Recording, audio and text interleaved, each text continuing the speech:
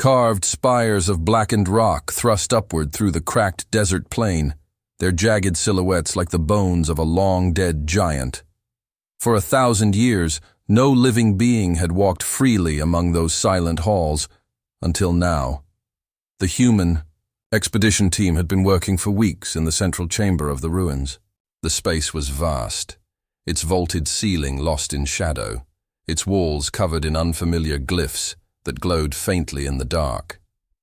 Every artifact they unearthed spoke of a civilization long gone, yet disturbingly advanced. Still, all conversations circled back to one single centerpiece, the statue. It stood at the heart of the chamber, an obsidian monolith carved into the likeness of a humanoid figure. Taller than any man, with sharp, regal features and a cloak of etched stone patterns, the statue exuded an unsettling presence. Its eyes were shut, as though in eternal meditation, and its lips were drawn into a solemn line. Some swore that if you stared long enough, you could feel it watching you back. Dr. Marcus Hale, however, was not a man easily spooked. He had always been the irreverent one of the team, the kind of man who cracked jokes in the middle of dry academic briefings, who scribbled cartoon faces onto ancient pottery shards before carefully wiping them clean. To him, history wasn't sacred. It was a playground. That attitude often drove his colleague Linara Vey half mad. A serious xenolinguist, Linara had grown up listening to hushed myths about Velara, stories whispered across generations about curses and divine punishments. She felt the gravity of this place in her bones, and Marcus's levity grated on her like sandpaper.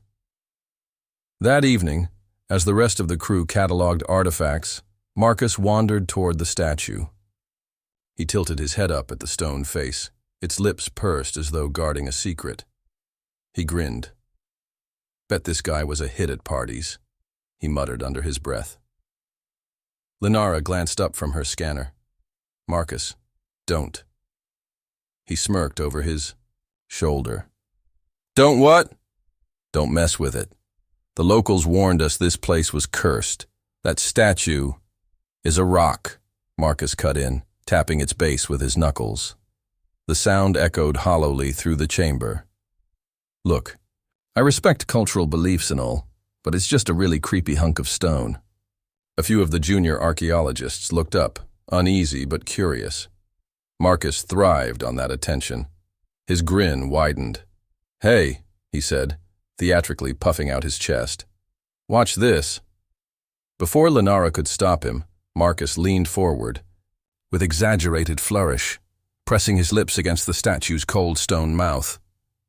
The chamber erupted in groans and nervous laughter. One of the interns covered his face with his hands.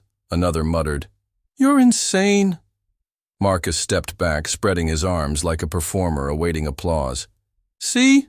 No curses. No." The ground rumbled softly beneath their boots. Everyone froze. Marcus blinked, his smirk faltering. Dust drifted from the high ceiling. A deep vibration rolled through the chamber, as though something ancient had stirred. Then, impossibly, the statue moved. Its chest shifted with a grinding groan, rising ever so slightly, as if drawing breath, for the first time in an eternity. The air grew heavy, charged with static. Linara's hand flew to her mouth. "Marcus, what did you do?" Hair prickled along his arms as he staggered backward. I didn't." The statue's eyelids trembled, cracked, and then snapped open. Twin orbs of silver light blazed within, cutting through the gloom. For a heartbeat, the entire chamber seemed to pulse with their glow.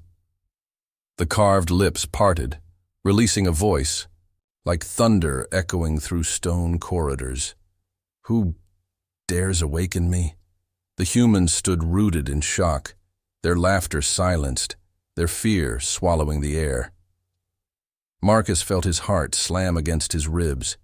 He had meant it as a joke, a dare. Nothing more. The chamber that had moments ago echoed with nervous laughter now pulsed with silence. Every human eye was fixed on the statue.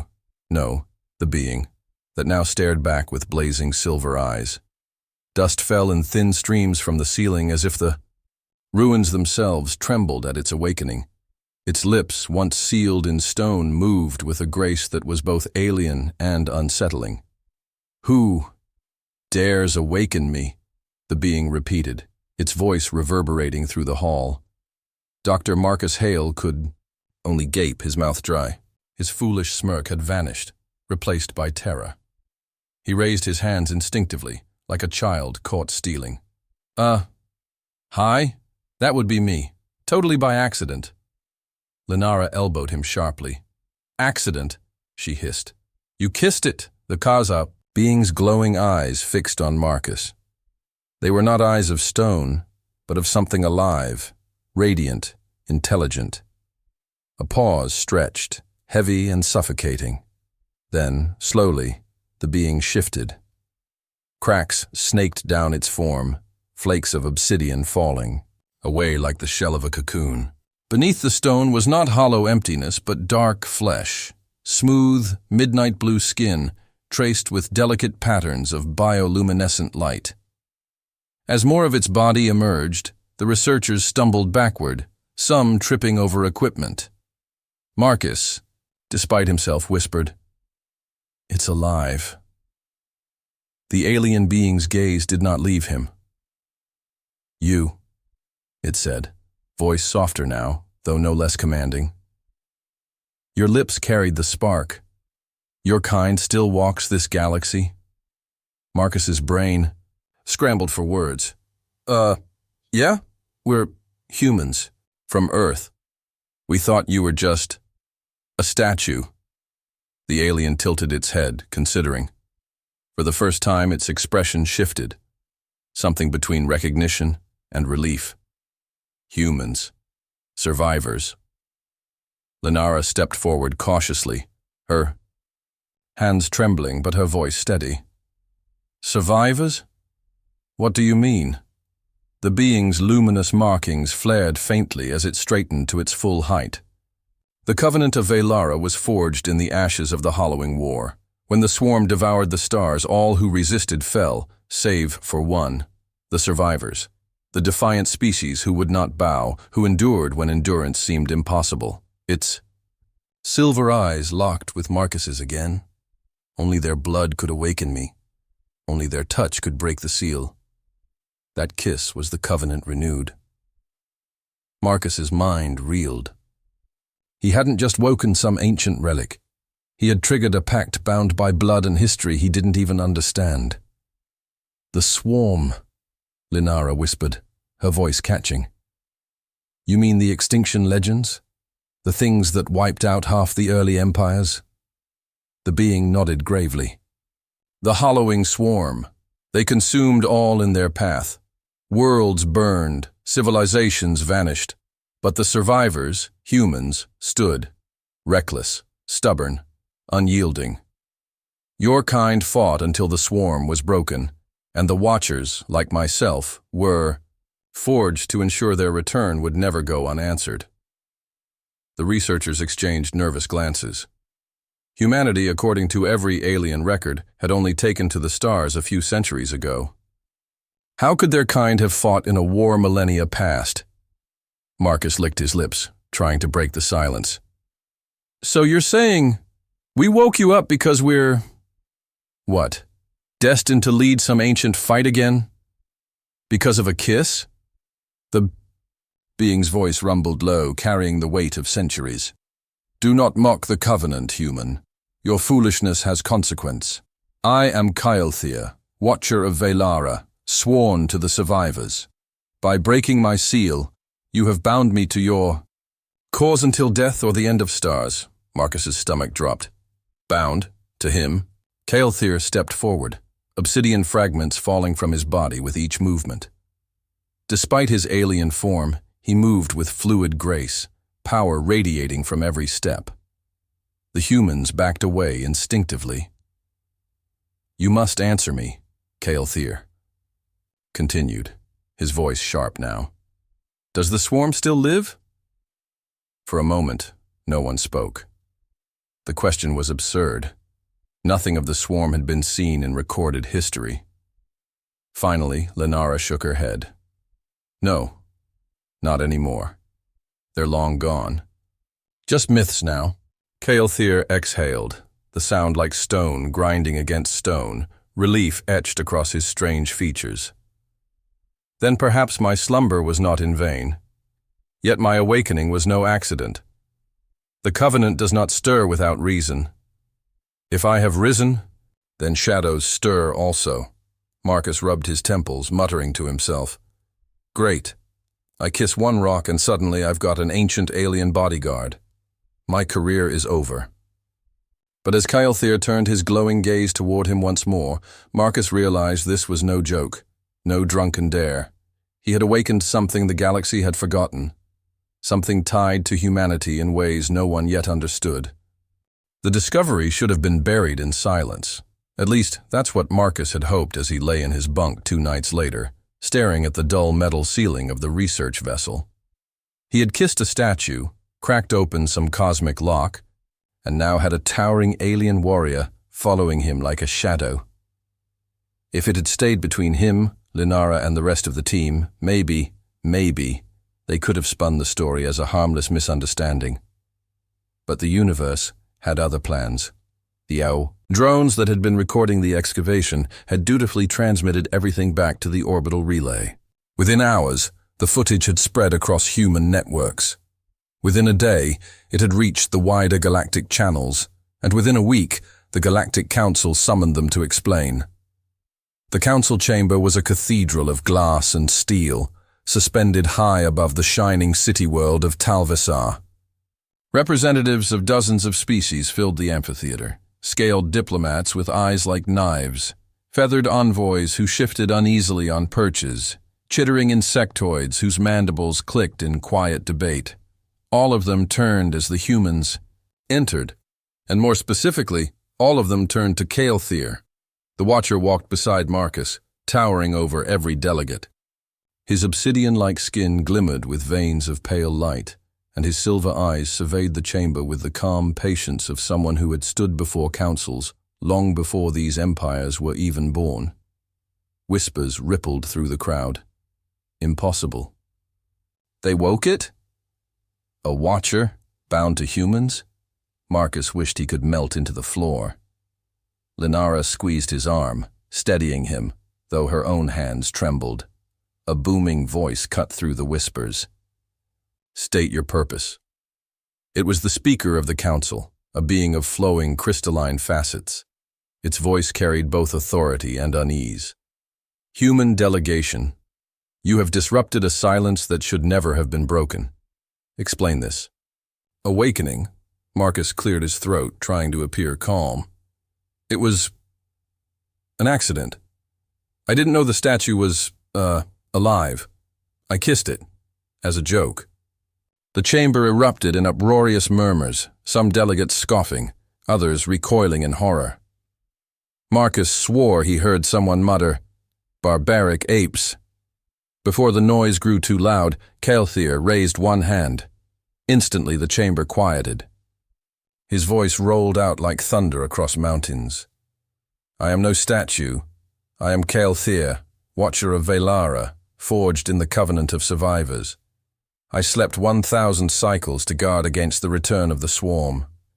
And I awoke only because a human touched the seal. The council grew still. Many shifted uncomfortably, their eyes darting toward Marcus, as if trying to reconcile the image of a bumbling human archaeologist with the figure of destiny Caelthyr proclaimed him to be. The crystalline speaker tilted its head. And this covenant, what does it demand? Caelthyr's gaze swept the chamber, unflinching. It demands obedience to survival.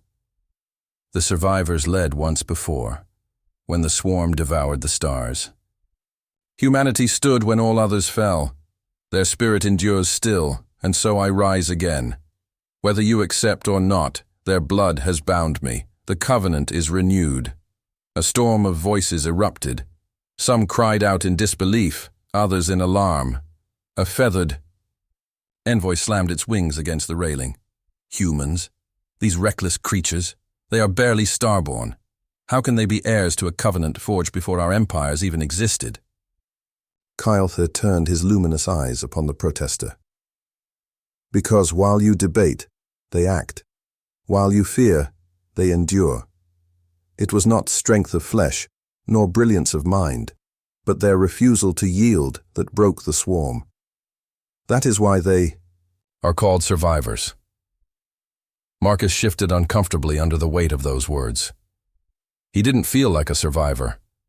He felt like a fool who had let his mouth run away with him. Yet the way the council looked at him now was different. Fear, suspicion, awe, all tangled together. Behind closed doors, the whispers turned darker. If the humans can awaken the Watchers, what else can they command? Are they pretending ignorance, hiding what they truly are? Can we allow such a species to rise unchecked?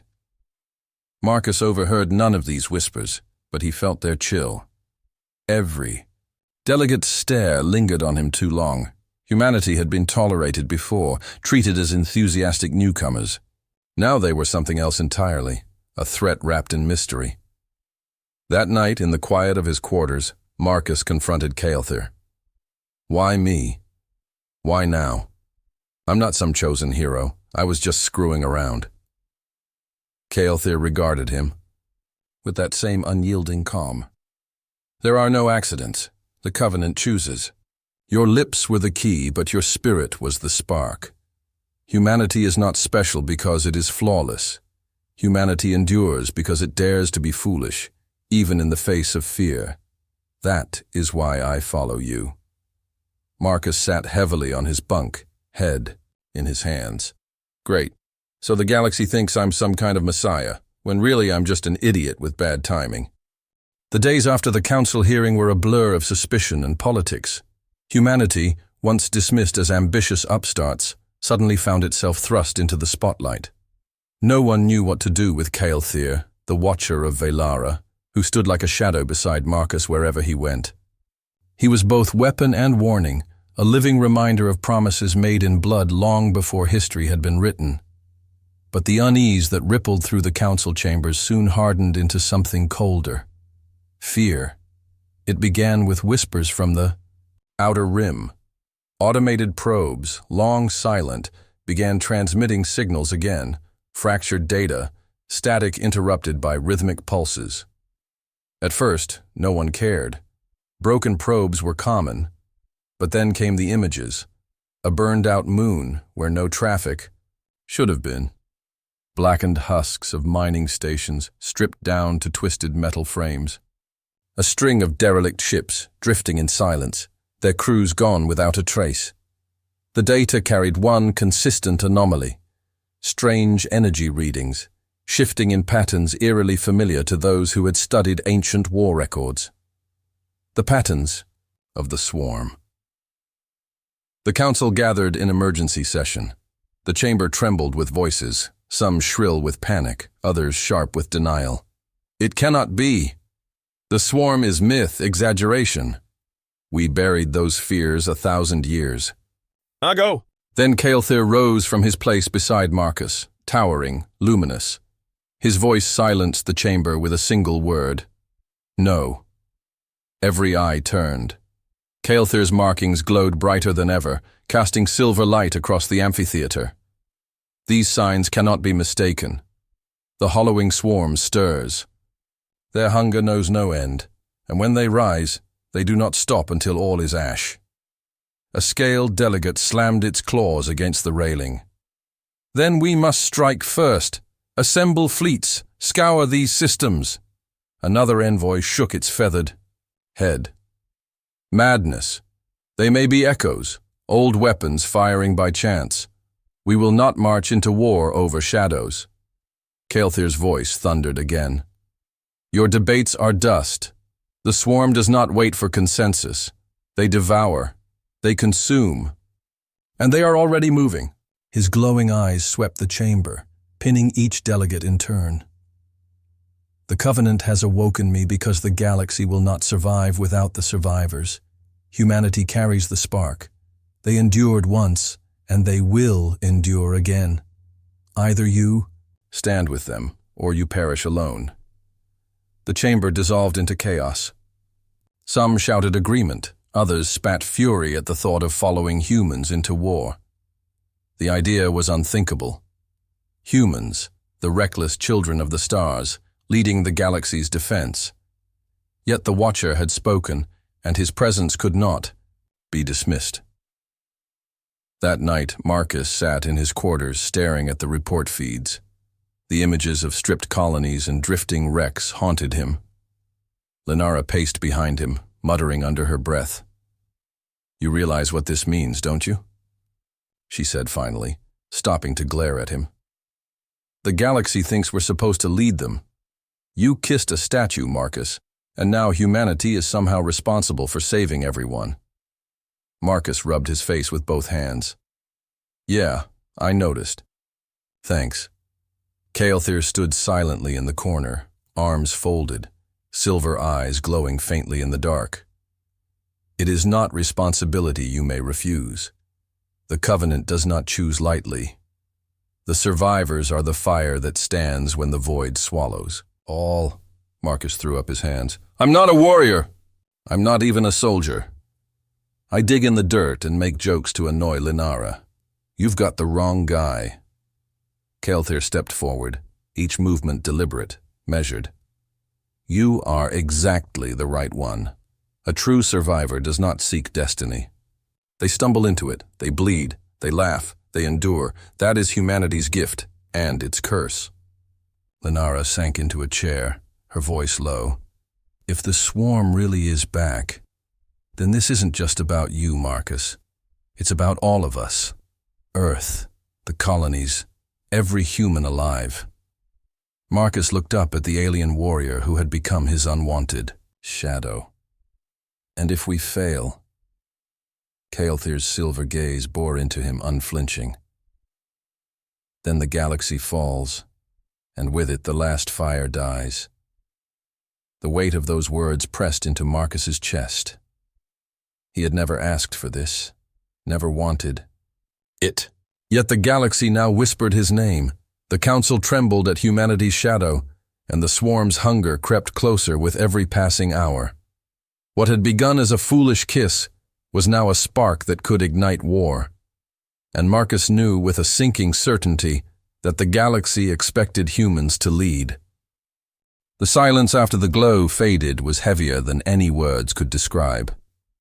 The chamber, once filled with the throbbing hum of alien energy, was now quiet, except for the faint sound of Marcus's own heartbeat drumming in his ears. His lips were dry, his breath shallow, and his mind teetered on the edge of disbelief. The alien statue, no longer a statue, stood before him, its features caught between stillness and movement. Its form radiated both elegance and power, as though it were carved from living stone. The eyes, once inert crystals, now pulsed with awareness, burning like blue suns. When it finally spoke, the voice was not a sound but a resonance that seemed to vibrate inside Marcus's bones. "You have awakened me," it said, "and with that act, you have bound yourself to a choice that echoes through 1,000 years." Marcus's throat tightened. Bound? He had kissed it as a joke, a dare. He wanted to laugh, to dismiss this as hallucination. But the being's gaze was too real, too piercing, stripping away the very pretense of humor. "What choice?" he asked, his voice shaky. The being, its name given in Marcus's mind as Everin, stepped forward, the ground trembling slightly beneath its weightless stride. "For millennia, I slept, placed in stasis to guard against the return of an old war. Humanity was not meant to awaken me, not yet. But you, foolish one, kissed the seal that held my spirit. And so, you are now the key." Marcus blinked, confusion swirling into fear. "Key to what?" Everin's crystalline eyes darkened. "To survival," or extinction. The chamber walls flickered and alien symbols rearranged themselves into projections. They showed stars burning out, fleets colliding, galaxies scarred by war. Marcus felt the weight of civilizations he could not name. Averin explained. A great enemy, an ancient, remorseless species called the Cairn, had once sought to consume all life. A coalition of empires, including Averin's, had barely stopped them, sealing away both the enemy and the Guardians who knew how to defeat them. Averin had been one of those Guardians. The seal was not supposed to break for another 2 centuries, until the galaxy was ready. Yet Marcus, in his jest, had torn time's plan asunder. But why me? Marcus demanded, stepping back, hands trembling. I'm just some guy on a dig. I don't even understand half the things you're saying. Averin's gaze softened slightly, though it remained intense. Because intent does not always matter. Actions do. You gave the kiss freely, with no hunger for power, no greed in your heart. The seal required an act of pure impulse, one untainted by calculation. Only such a spark could awaken me. You have become the thread fate chose. Marcus's chest tightened. He wanted to deny it, to run back up the tunnels, to laugh with his crew that he had seen nothing.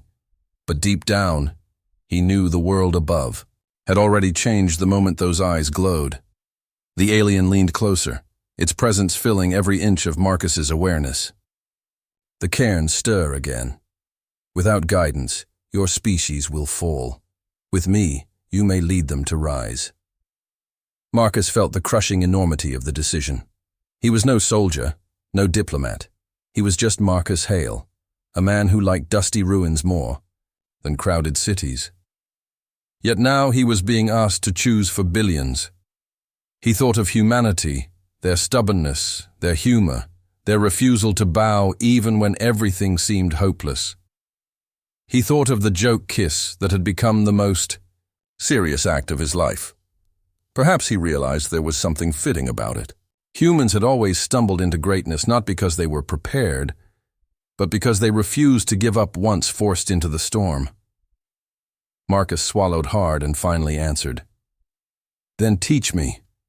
If I'm the key, I'll turn the lock. Humanity won't bow. Averin's eyes brightened, the chamber's crystals glowing in harmony. So be it. The torch passes. Together we awaken not just a guardian, but a future. The chamber rumbled as ancient machinery came alive, sending tremors through the ground. Marcus steadied himself as light engulfed the ruin, spreading out into the world above like a beacon. His crew would see it. The nations would see it. The galaxy itself would not remain blind for long, and somewhere, far away, something stirred, in answer to the beacon's call. The cairn had felt the awakening. Marcus stood taller, fear still gnawing but resolve hardening. He had made the choice. A foolish kiss had unleashed a storm, but it would also give humanity a chance to rise as never before. The eyes of the alien guardian glowed brighter, and Marcus understood one truth.